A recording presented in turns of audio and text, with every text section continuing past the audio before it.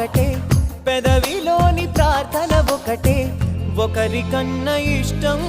ఒకరే కంగారై ఎవరున్నా ప్రతి కన్ను చెమ్మగిల్లేను కన్నీరై ఎవరున్నా 10 చేతులొచ్చి తుడిచేను సమభావం అన్నది సంసారం అయినది మా ఇల్లు మమతాలయం కవిలేని కవితాలయం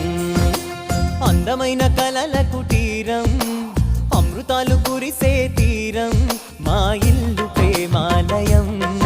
దేవుళ్ళ జన్మాలయం